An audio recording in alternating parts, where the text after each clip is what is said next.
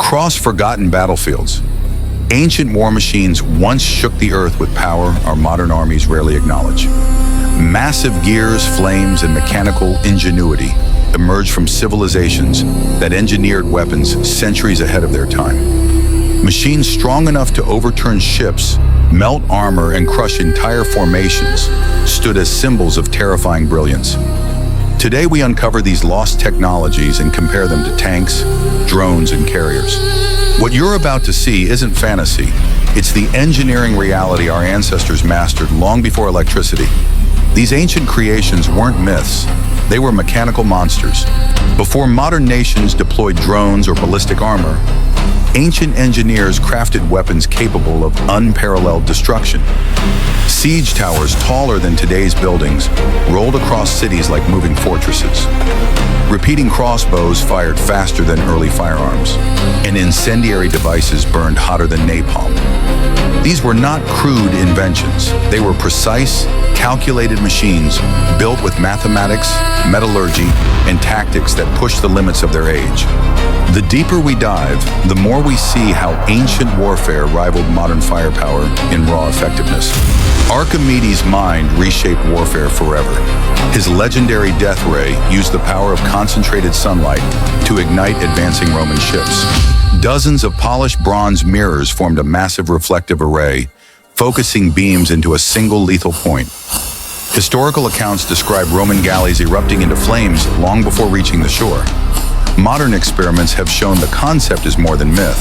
Under the right conditions, the focused heat can exceed 1,000 degrees. Imagine a similar device aimed at modern naval craft. Even today's protective coatings can't ignore concentrated solar fire. The Archimedes claw, a towering mechanical crane, served as a coastal defender capable of lifting entire ships out of the water. This monstrous arm was designed to hook the bow of enemy vessels, raise them abruptly, and smash them back down onto rocks.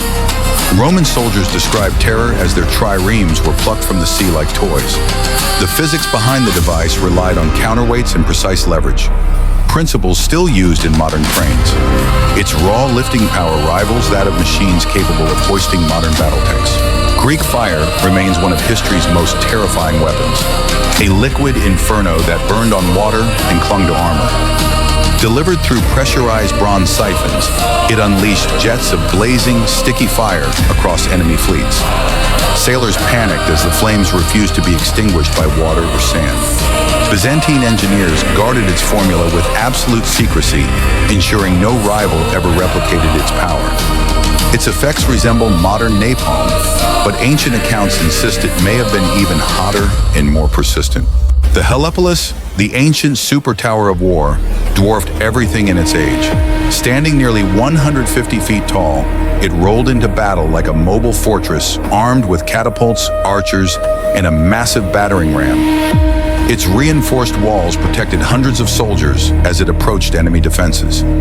Engineers used iron plates and wet hides to shield it from fire, a technique similar to modern thermal armor.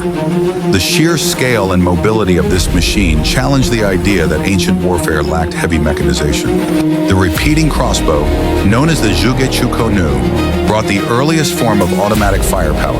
With each motion of the lever, a new bolt loaded and launched, enabling soldiers to unleash a continuous stream of projectiles. While individual bolts lacked penetration, the overwhelming volume created devastating suppressive fire. In trained hands, this ancient weapon fired more rounds per minute than many early modern rifles, proving efficiency mattered more than brute force. Ballistae were ancient predecessors to artillery, launching heavy bolts and stones with immense force. Their torsion-powered arms generated impact energy rivaling small cannons. Commanders used them to pierce shields, destroy fortifications, or even target distant enemy officers. Their range and accuracy allowed armies to engage opponents from hundreds of meters away, giving ancient forces long-distance combat capabilities similar to modern anti-material weapons. Ancient battering rams were far more advanced than simple logs.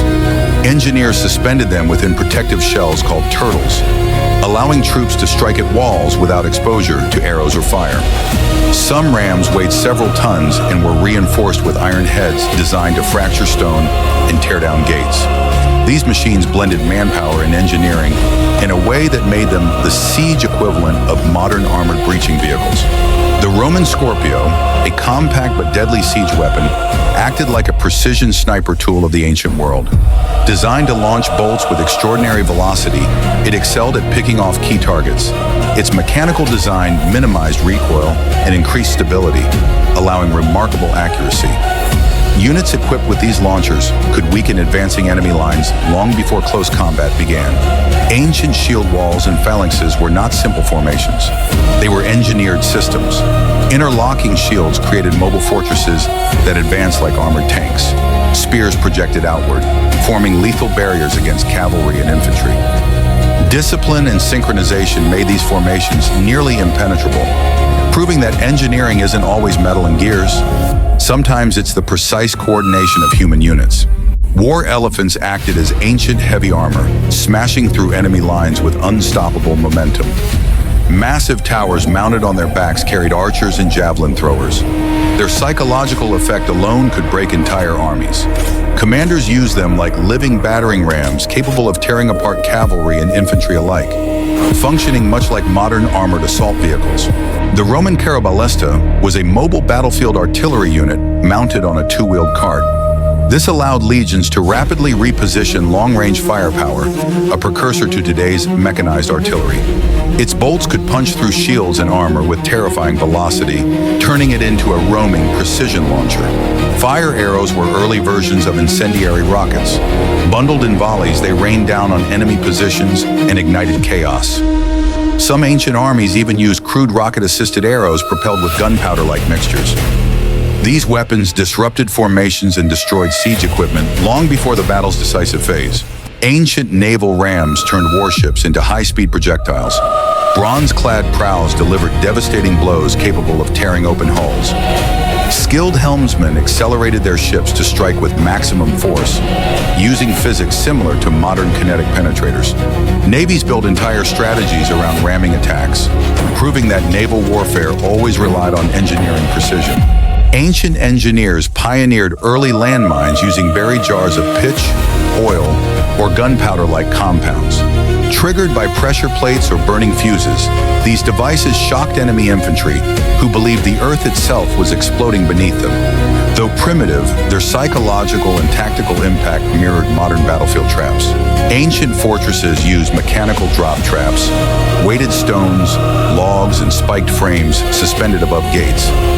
When triggered, they fell with crushing force, annihilating anyone attempting a breach. These defenses used gravity as a weapon, the same principle behind modern blast doors and kinetic countermeasures. Greek polybolos engines were repeating ballistae, using chain drive mechanisms to load and fire bolts continuously. Their ingenious design allowed semi-automatic operation centuries before industrialization. Described as arrow-throwing machines, they could maintain relentless pressure on enemy positions. Ancient siege tunnels allowed armies to collapse fort walls by weakening foundations. Engineers burned wooden supports or detonated charges beneath enemy defenses. This tactic mirrored modern combat engineering, proving ancient warfare wasn't just brute strength, it was strategic demolition. Ancient naval fire ships were floating bombs set ablaze and directed at enemy fleets. Crews abandoned them moments before impact. The resulting inferno consumed entire formations, acting like primitive self-guided weapons. Even heavily armored ships struggled to survive such burning assaults. Roman onagers unleashed enormous stones with explosive force using twisted ropes of sinew. Their recoil was so powerful that soldiers named them after wild donkeys kicking. The destructive potential rivaled small howitzers, leveling walls and crushing enemy formations from afar. Ancient incendiary pots filled with sulfur, pitch, and oil acted as early fragmentation grenades. When thrown, they shattered and spread flames in every direction. Used in sieges and naval battles, these devices blended chemical warfare with shrapnel-like destruction. Ancient giant crossbows, sometimes mounted on rotating towers, could fire bolts the size of small spears. These projectiles penetrated multiple shields or even light armor. Their rotational bases allowed for rapid aiming across wide arcs, functioning like early turrets. These ancient machines prove one thing: technological dominance isn't a modern invention. Engineers thousands of years ago built weapons capable of lifting ships, melting armor, and launching projectiles with astonishing power. If revived today, many could still challenge or overwhelm modern vehicles, drones, and infantry.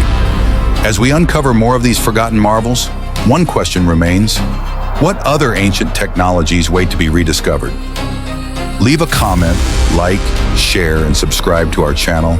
And if you find joy upon watching our video, don't forget to hit the bell button to be notified as soon as we uploaded our next video. Mabuhay!